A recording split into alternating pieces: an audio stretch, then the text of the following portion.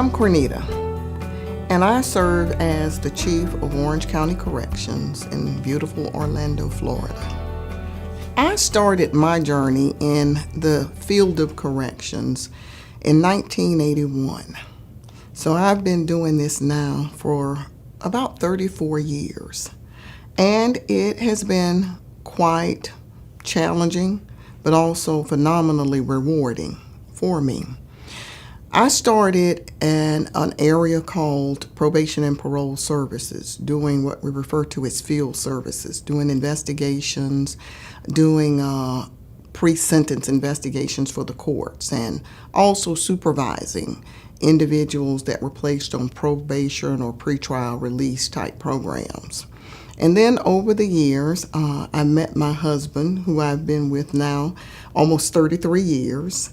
And he lived in Winter Haven, Florida. So that required me to relocate from St. Petersburg, Florida, where I was working, close by in Clearwater, and relocate to Polk County. And we make jokes all the time about me leaving the beach area and relocating to that metropolitan city of Bartow, Florida, actually, where he had purchased a home. And I worked with court services, still with the Department of Corrections at the time. And after we decided that we both agreed we wanted to live in Orlando, Florida, we decided that we would go ahead and we would relocate. So being in agreement, we decided to relocate to Orlando. And after coming to Orlando, I decided that I did not want to continue doing probation and parole services because he also worked in probation and parole. And I had an opportunity to go over and work in the prison side of corrections. So I went to Lake Correctional Institution in Clearmont, Florida. And surprisingly and amazingly, I seem to have found my real niche. I seem to have found my calling.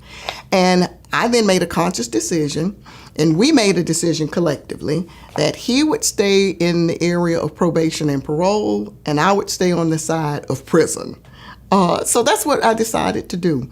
And some 15, 18 years later, after working with some phenomenal mentors and some phenomenal leaders, I had an opportunity to go to Orange County Corrections and take a look at the jail side of the criminal justice system, because prisons and jails are very different. They're very different. And although I saw it and thought it to be more of a challenge, actually, than what I had become accustomed to in the prison environment, I knew it was an opportunity. And because I believe that in life, you're not supposed to get so comfortable that you become complacent, because then you're no longer really contributing and doing what we're really called to do, which is to truly serve others. So I was asked to come over to Orange County Corrections. I did that. And now, almost 17 years later, going in from a manager level position, I was promoted to deputy chief. And after deputy chief, I say that the Lord saw fit, and the mayor saw fit, and the Board of County Commissioners Board of County Commissioners to appoint me as the Chief of Orange County Corrections. And that occurred in October of 1983.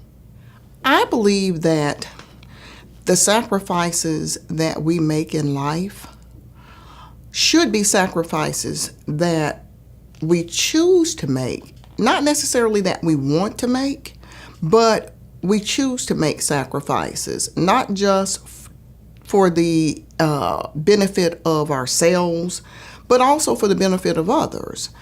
Along my journey in the field of corrections and in the criminal justice arena, and being a woman in a male-dominated arena, I think that the sacrifices that I made was more focused on recognizing that you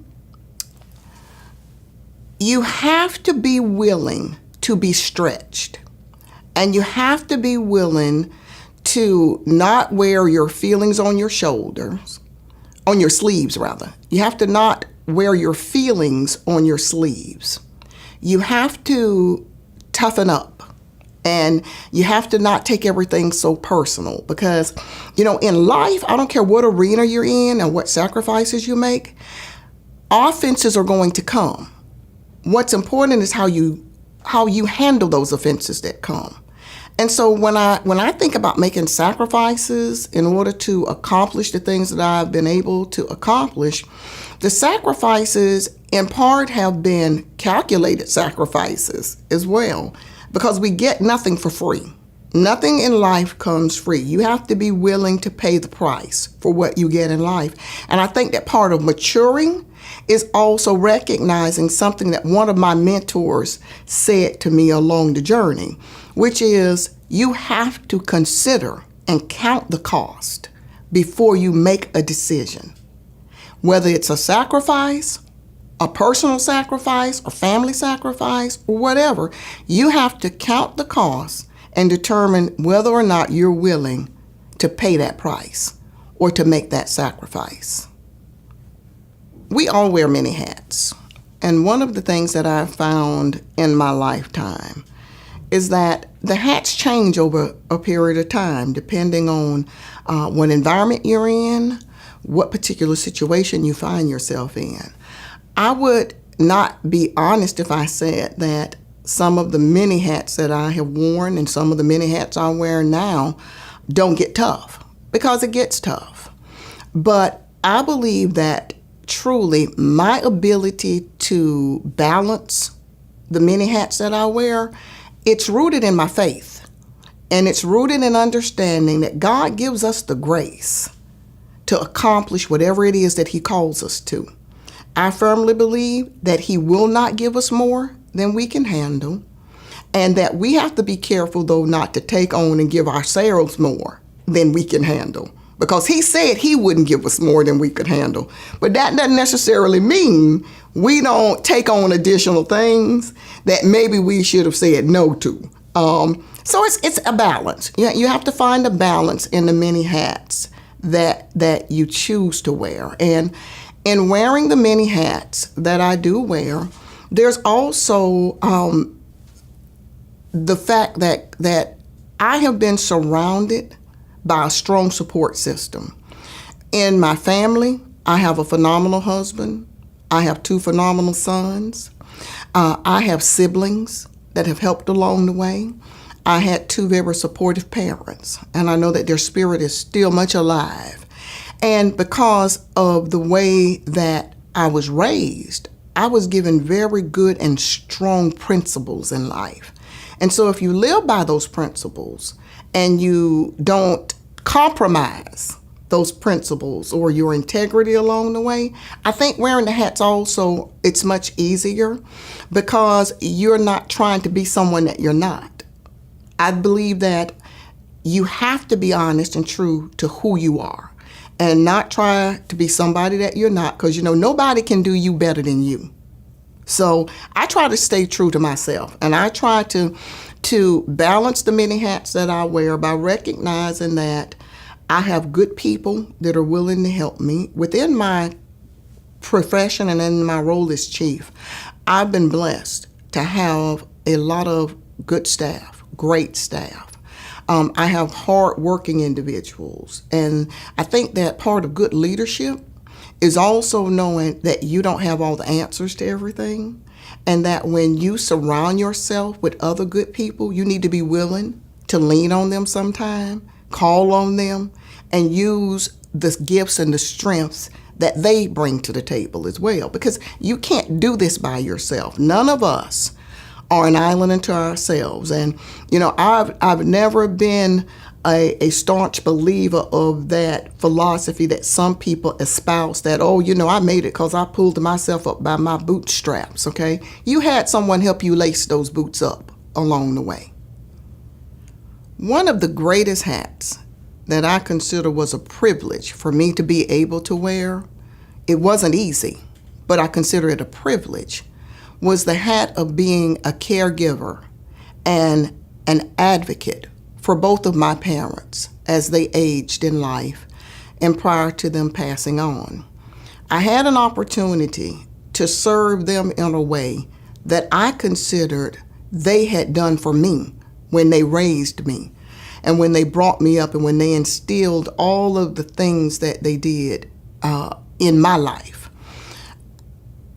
I was there for my father, and one of the things that I said to my dad was, when he left, I know that I would cry and I know that it would hurt. And I said to my dad that although I would miss him greatly when he left and that I would cry, I wanted my tears to just be tears of missing him. I did not want there to be tears of regrets and tears filled with I wish I shoulda, coulda.